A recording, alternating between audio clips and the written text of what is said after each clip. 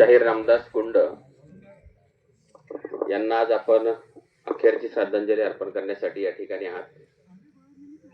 शाहीर रामदास गुंड आणि शाहीर ठकसेन शिंदे हे ज्यावेळेला कलर्स टीव्हीवरती त्यांचा कार्यक्रम झाला आणि ही माहिती समजल्याच्या नंतर पहिली प्रसिद्धी कलगीतुऱ्याला देण्याचं काम मी केलं आणि माझ्या चॅनलवरती या दोघांच्याही मुलाखती झाल्या. शाहीर रामदास गुंड त्यानंतर प्रत्येक ठिकाणी कुठेही गेले तरी म्हणायचे की माझी मुलाखत घेणारा पहिला पत्रकार हा आहे. आणि सांगायला एक गोष्ट आनंदाची आहे की पत्रकारिता करत असताना माणसं कायम एका म्हणजे आता राजकारणी लोकांना थोडंसं वेगळं वाटेल, परंतु राजकारणी लोकांच्या पाठीमागे असतो. परंतु मी माझी पत्रकारिता पहिली कलावंतांच्या पाठीमागे लावली. मग त्याच्यामध्ये कलगीतुरा कलावंत असतील, तमाशा कलावंत असतील, जागरण गोंधळवाली कलावंत असतील, या लोकांना खऱ्या अर्थानं न्याय देण्याचं काम मी माझ्या चॅनलच्या माध्यमातून केलं. आणि ह्याही लोकांनी तितक्याच प्रकारे माझ्या चॅनललाही प्रसिद्धी मिळवून दिली. आणि आज शाहीर रामदास गुंड आपल्यामध्ये नाही आहेत. हजरजबाबी माणूस आणि वेशभूषेनुसार त्यांनी आम्ही कितीतरी वेळा म्हणायचो की शाहीर ही वेशभूषा बदला तुमची चांगल्या कार्यक्रमात, पण बदलली नाही.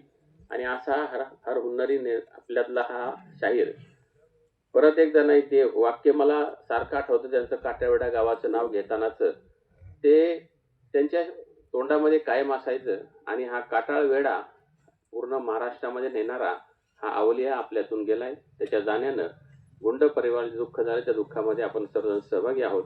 मी सर्व पत्रकारांच्या वतीनं, माझ्या बेल्ला गावाच्या वतीनं या हिऱ्याला शेवटची आदरांजली अर्पण करतो. हरि ओम शांती. पुणे जिल्ह्याचं नाव यांनी संपूर्ण राज्यामध्ये, देशामध्ये आणि जगाच्या कानाकोपऱ्यामध्ये सोशल मीडियाच्या माध्यमातून मोठं केलं. ते कैलासवासी शाहीर रामदास नाथाजी गुंड यांना पिंडदान विजया निमित्तानं भावपूर्ण आदरांजली व्यक्त करण्यासाठी उपस्थित सर्व क्षेत्रातील मान्यवर कुटुंबियांचे आप्तेष्ट, खास करून बैलगाडा क्षेत्र, कला साहित्य क्षेत्रातील नामवंत या तालुक्याचे आमदार सन्माननीय काशीनाथजी दाते सर, शोकाकुल बंधू आणि भगिनींनो, रामदासजी गुंड यांच्या निधनाची बातमी कळल्यानंतर त्याच्यावरती कोणाचा विश्वास बसला नाही. कारण क्षणाक्षणाला प्रत्येकाच्या मनामध्ये असणारं हे व्यक्तिमत्व काळाच्या पडद्यात एवढं पटकन गेलं, हा एक मोठा धक्का प्रत्येकाला बसला. परंतु खऱ्या अर्थानं कुटुंबाची हानी झाली, त्याबरोबर समाजाची देखील हानी झाली. कारण पूर्वीच्या काळामध्ये प्रसार माध्यम नसताना शाहिरांच्या माध्यमातून हा देश स्वतंत्र होण्याकरता देखील गावोगाव चळवळ त्यांनी उभी केली.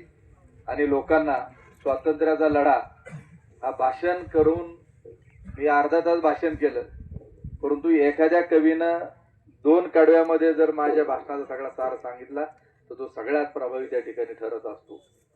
आणि म्हणून की रामदासजी गुंडांसारखं व्यक्तिमत्व की त्या कालखंडामध्ये देखील डॉक्टर बाबासाहेब आंबेडकर असतील, छत्रपती शाहू महाराज असतील, या सर्वांनी की गावोगाव किंवा लिखाणाच्या माध्यमातून प्रबोधनाचं काम केलं.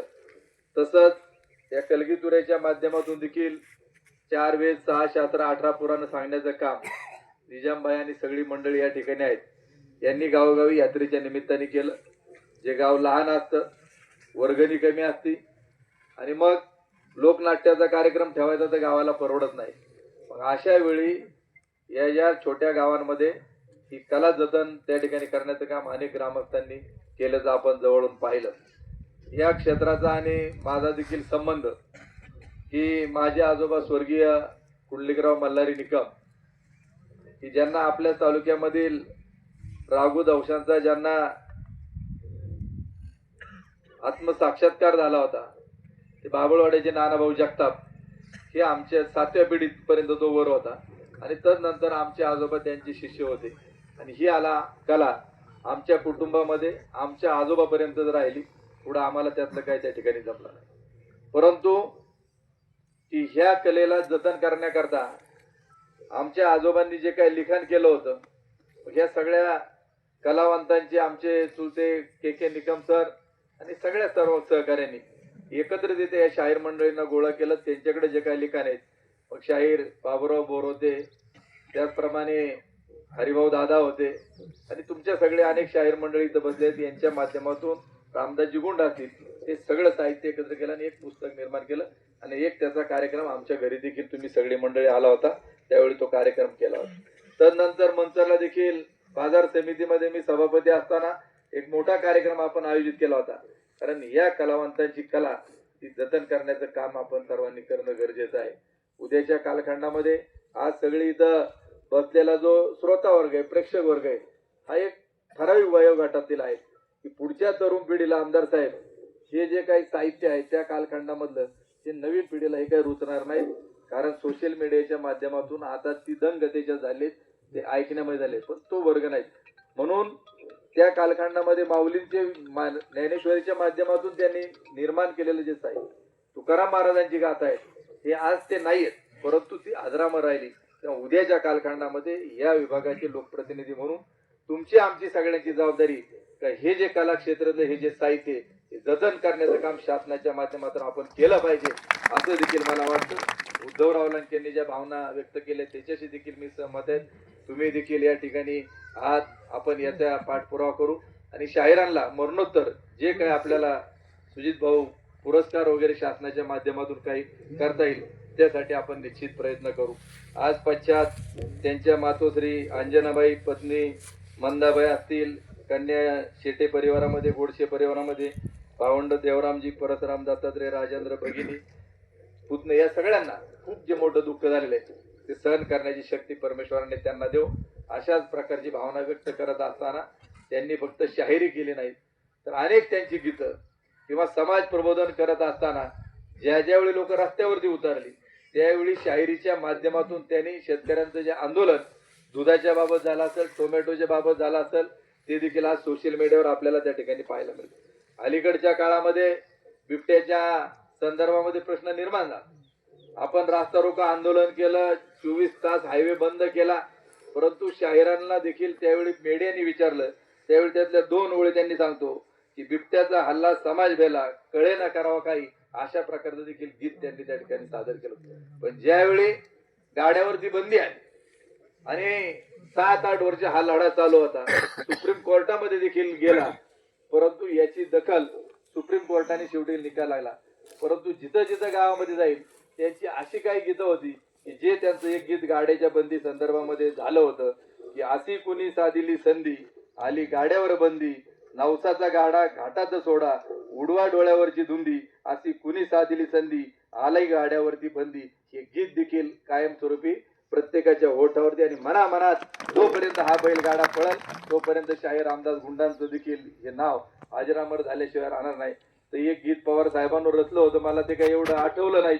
त्या आंध्रचा चंद्र एक हाताने झाकलं कसा हा शरदचंद्र, ते देखील गीत पवार साहेबांच्या समोर म्हणणारा फक्त शाहीर रामदास गुंड या ठिकाणी होऊन गेला.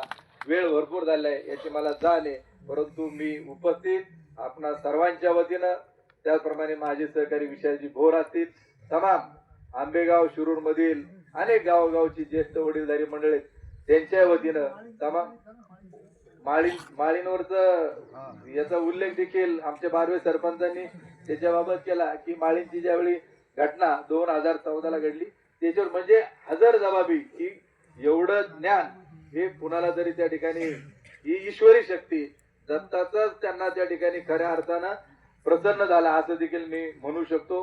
मी आपणा सर्वांच्या वतीनं पुणे जिल्हा राष्ट्रवादी शरदचंद्र पवार पक्षाचा अध्यक्ष या नात्यानं भावपूर्ण आदरांजली व्यक्त करतो. ओम शांती. धन्यवाद निकम साहेब.